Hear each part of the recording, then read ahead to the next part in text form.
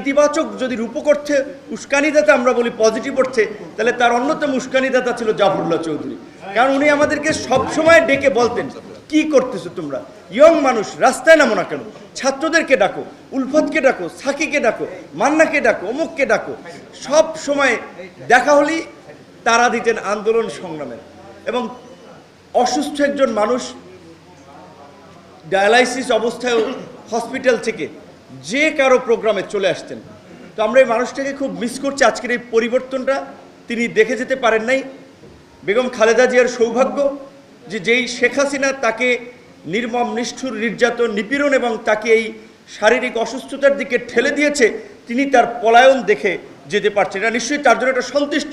তার একটা বিখ্যাত কথা সম্ভবত ইঞ্জিনিয়ারিং ইনস্টিটিউটের প্রোগ্রামে বলেছিলেন, এই আওয়ামী লীগকে আমরা পচতে দিয়েছি, এমন পচা পচবে, এমন দুর্গন্ধ ছড়াবে যে আওয়ামী লীগ আর মানুষের কাছে গ্রহণযোগ্য থাকবে না। তো আজকে দেখেন তাই হয়েছে। যারা এইরকমের একজন, যে কোনো মানুষই এরকম একটা নেতৃত্ব পর্যায়ে থাকে, তাদের যে কিছু ভীষণ থাকে, দূরদৃষ্টি থাকে, সেটা বেগম খালেদা জিয়ার এই কথাটা প্রমাণিত। যে আজকে দেখেন সেই আওয়ামী লীগ শেখ মুজিবের কন্যা, এত তার দাম্ভিকতা, এত অহংকার যে তিনি টেলিভিশন দিয়েছেন, তিনি 18 কোটি মানুষকে খাওয়ান, তিনি দেশ ছাড়েন না, কত দাম্ভিকতা, শেষ পর্যন্ত পালিয়েই গেলেন।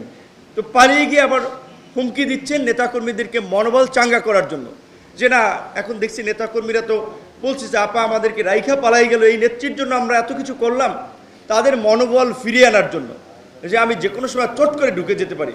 আবার আমাদের আজকের এই যে উপস্থাপক, তিনি তো পরিষ্কারভাবে বলছেন যে তিনি বুঝতে পারছেন যে আমরা তাকে ফিরিয়ে আনবো, ফিরিয়ে এনে জেলে আমরা তাকে ভরবো এবং তার সর্বোচ্চ শাস্তি, সেটা যদি মৃত্যুদণ্ড হয়, মৃত্যুদণ্ড কার্যকর করব।